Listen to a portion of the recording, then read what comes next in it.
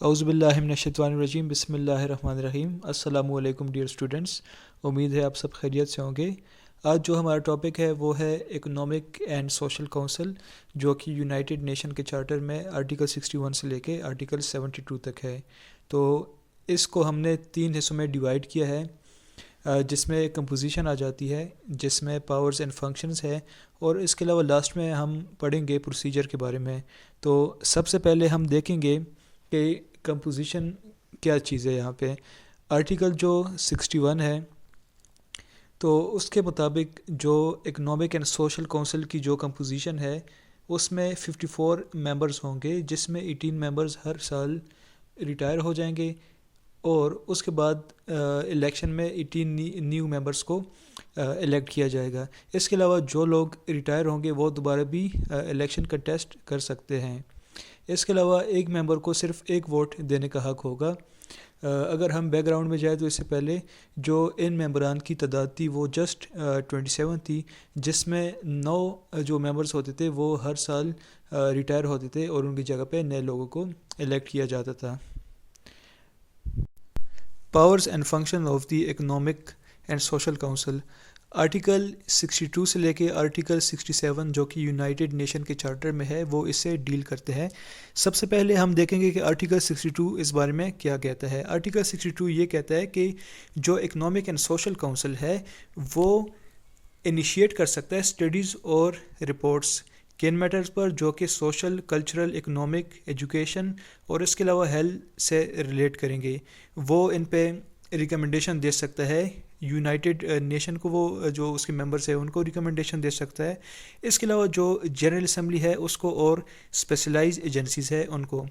اس کے بعد اس آرٹیکل میں یہ کہا جاتا ہے کہ یہ جو ریکمنڈیشن یہ لوگ دیں گے تو اس کا مقصد کیا ہوگا۔ اس کا مقصد یہ ہوگا کہ جو ہیومن رائٹس ہے اس کی رسپیکٹ کی جائے آل اوور دا ورلڈ، اور اس کی پروموشن کے لیے کام کیا جائے۔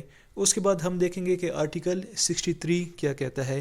اس میں یہ ہے کہ جو ممبر ہے یونائٹڈ نیشن کے ممبر کنٹریز جو ہے ان کے درمیان جو ایگریمنٹس ہوتے ہیں، جو اکنامک اینڈ سوشل کونسل ہے وہ اپنی مرضی سے ان میں شامل ہو سکتا ہے، اور وہ یہ دیکھے گا کہ اس معاہدے کے، اس ایگریمنٹ کے جو ٹرمز اینڈ کنڈیشن ہے ان کو جو یونائٹڈ نیشن کا چارٹر ہے اس کے مطابق اس کو لایا جائے۔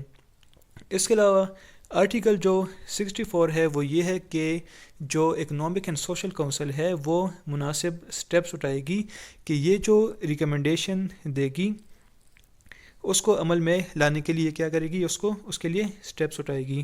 اور اس کے علاوہ یہ جو ایگریمنٹ ہے یہ اسپیشلائز ایجنسیز اور اس کے علاوہ جو ممبر اسٹیٹس ہیں ان کے ساتھ یہ ایگریمنٹس ہو سکتے ہیں، اور ان ایگریمنٹس کا پرپس کیا ہوگا کہ یہ جو سٹیپس اٹھائے گی تو اس کو عمل میں لایا جا سکے، اور صرف ان میٹرز پر یہ کام کر سکتی ہے جو کہ اس کی جورسڈکشن میں آ جاتی ہے، اس کے علاوہ یہ نہیں کر سکتی۔ آرٹیکل 65 یہ کہتا ہے کہ جو سیکیورٹی کونسل ہے اگر وہ اکنامک اینڈ سوشل کونسل سے کسی چیز پہ ہیلپ مانگتی ہے تو یہ اکنامک اینڈ سوشل کونسل کی ذمہ داری ہے کہ وہ اس کو ہر لحاظ سے کیا کرے، اس کو اسسٹ کرے، اس کی مدد کرے۔ اس کے علاوہ آرٹیکل 66 جو ہے وہ یہ کہتا ہے کہ اکنامک اینڈ سوشل کونسلز وہ تمام فنکشن جو ہے پرفارم کرے گا جو کہ اس کی جورسڈکشن میں آتا ہے، اور اس کے علاوہ جنرل اسمبلی کی اپروول کے ساتھ اگر کوئی اسپیشل ایجنسی ہے یا اس کے علاوہ جو ممبر اسٹیٹ ہے یونائٹڈ نیشن کے، اگر وہ ان سے کوئی ریکویسٹ کرتا ہے تو جو اکنامک اینڈ سوشل کونسل ہے وہ کیا کرے گا، اس پہ کام کرے گا۔ اس کے علاوہ یہ کہتا ہے it shall perform such other functions as are specified elsewhere in the present charter as may be assigned to it by the general assembly. اس کے علاوہ اگر ایسا کوئی فنکشن جو کہ یونائٹڈ نیشن کے چارٹر میں پریزنٹ ہے اور جو جنرل اسمبلی ہے وہ اس کو کوئی فنکشن اسائن کرتی ہے تو اس ٹائم بھی اس کی یہ رسپانسبلٹی ہے کہ اس پہ کام کریں۔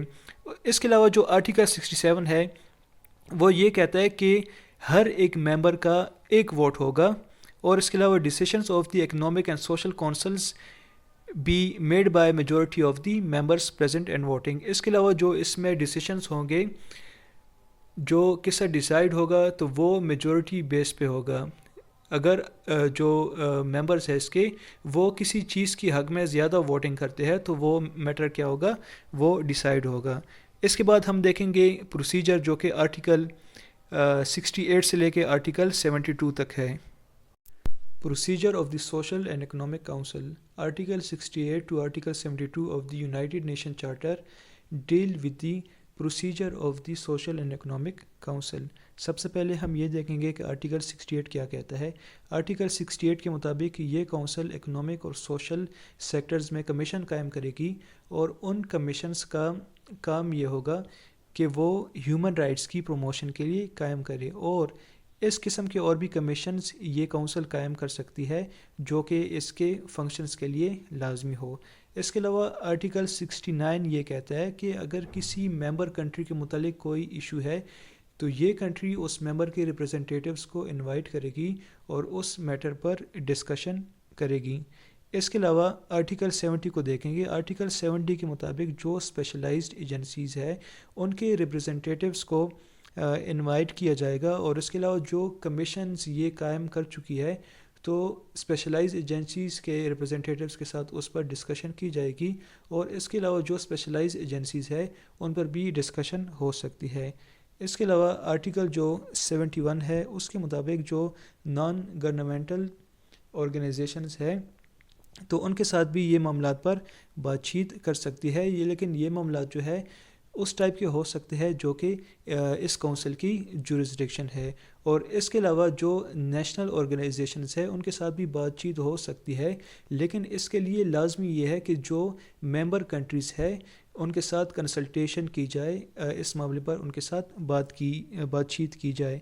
اس کے علاوہ آج جو ہمارا آخری آرٹیکل ہے آرٹیکل 72، اس کے مطابق یہ جو کونسل ہے یہ اپنے پریزیڈنٹ کو سلیکٹ کرنے کے لیے اپنے رولز بنا سکتی ہے، اور اس کے علاوہ ان کا جو پروسیجر ہوگا جس کے مطابق یہ کام کرے گی تو اس کے لیے رولز آف پروسیجر بھی یہ اپنے لیے بنا سکتی ہے. تو یہ تھا ہمارا آج کا لیکچر. اگر آپ کو یہ ویڈیو پسند آئی ہے تو پلیز اس کو لائک کیجئے، کمنٹ کیجئے، شیئر کیجئے. اس کے علاوہ اگر آپ ہمارے چینل پر نئے ہیں تو پلیز اس کو سبسکرائب کیجئے. تھینک یو، شکریہ، اللہ حافظ.